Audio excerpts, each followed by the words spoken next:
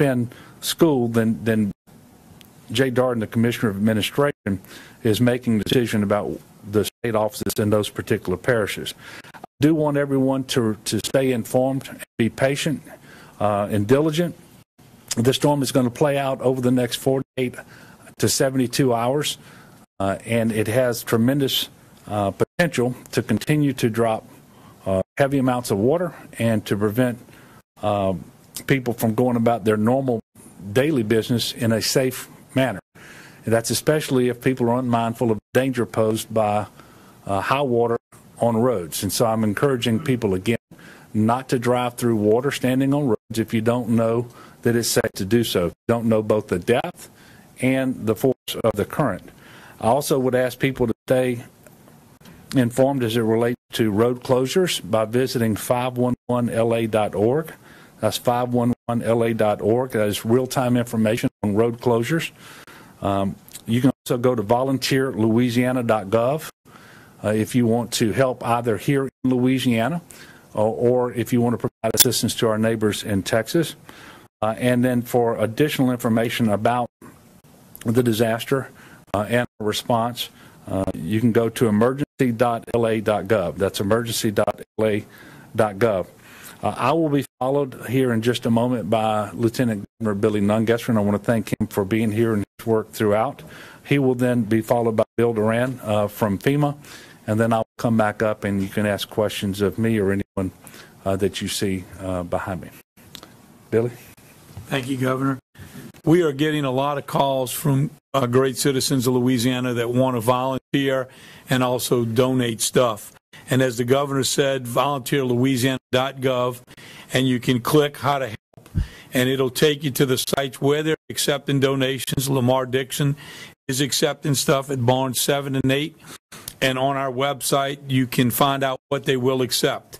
Obviously, there'll be a time and place to ship that stuff to Texas, so they are limiting things that they will accept at this time. We'll be adding locations around across the I-10 corridor to make it more convenient to make donations as time goes on. And if you'd like to volunteer, you can sign up on that website as well, as we will need many volunteers both here in Louisiana to help those families that have flooded as well as Texas. Thank you, Governor. Thank you. Good morning, Governor. As the governor said, our hearts go out to the folks in Texas. We have a robust capability with FEMA there supporting the state and local emergency managers in search and rescue and the activities going on there. But that does not finish what we have in Louisiana. FEMA has an incident management team here at the state OC, as well as we pre-staged equipment across Louisiana and Baton Rouge and Alexandria. Still a dangerous storm. It can bring flooding and tornadic weather. As the governor said, that we're not out of the woods yet. Listen to your local officials and weather warnings and watches and maintain vigilance. And we appreciate partnership with the state. It's not their first rodeo. It's not ours. We're here for the duration. Thank you, sir. Thank you, Bill. Okay, what questions do you have? Yes, ma'am. Speaking of this not being the first rodeo, we know that last year FEMA, no offense, did not fund Louisiana Spirit. This coming on the anniversary of Katrina and with everything that has gone on, what are we doing about mental health, ability for first responders, for residents to be able to have someone to talk to as fear and flashbacks overwhelm you? Well, I can tell you that Dr. Gee at the Louisiana Department of Health is working with all the various human service authorities to make sure that those services are as available as possible. One of the good things that's happened, and it certainly isn't the answer for everyone, but the Medicaid expansion has covered about 434,000 Louisianans over the last year and a half. And there is a mental health component to that, and so treatment options are available to those individuals who are on Medicaid, whether it's through the expansion or the traditional Medicaid population. That's a benefit that's administered by the managed care organizations as well. We're going to continue to work with FEMA and the federal government about funding for opportunities going forward. I can tell you that when it comes to funding, their hands are full based on the enormity of this disaster and the cost that are accumulating and the projected costs to come in the future, not just with respect to the response, but the transition from response to recovery and then the recovery itself. But you heard the president say yesterday that he anticipates a bipartisan effort in Congress soon to make sure that funding is available for this particular disaster. And while he was particularly talking about the effort as it relates to Texas, I fully expect that we will get our share of that funding as well here in Louisiana. Yes, ma'am. Can Secretary Massey come up and talk a little bit more about what the state's doing for the Cajun Navy? What the state is doing for the Cajun Navy? Did you say yesterday they were Yeah. coordinating them? No, yeah, and I don't want to overstate it. We had to have someone designated who would interact and communicate with the Cajun Navy so that we would know what their plans were, but also to try to coordinate it so that they didn't just show up in Texas at a place that wasn't expecting them, and that they could get the best routes into Texas. And he has been doing that, but we were actually able to. I was actually able to talk directly with some individuals of the Cajun Navy this morning, and that's when they had requested that we make fuel available to them. We're actually going to do that through a fuel truck that'll be made available through the Department of Agriculture and Forestry, and I've got Commissioner Strain here if you've got any additional questions about that. But the coordination is not so much that we're in control of what the Cajun Navy is doing in Texas. We just want to make sure that they're talking to the authorities in Texas so that their efforts can be coordinated so that they both don't get in the way, but also so that they can do the most good. And by the way, by all reports, they are performing very, very well, and the services are invaluable with the rescues that they've been making. And I can tell you the folks in Texas, both the government officials and the individuals in Texas, are very, very thankful for them being there. Now, if you still want to talk to either the secretary or to the commissioner, we could do that. I can do it afterwards. Okay. Thank you. Yes, sir. Governor, you mentioned yesterday that there were a few Texas residents who had been staying overnight shelters within Louisiana's borders. Any developments on that as far as whether there are more Texans now staying on the border in Louisiana? Any officialized plans?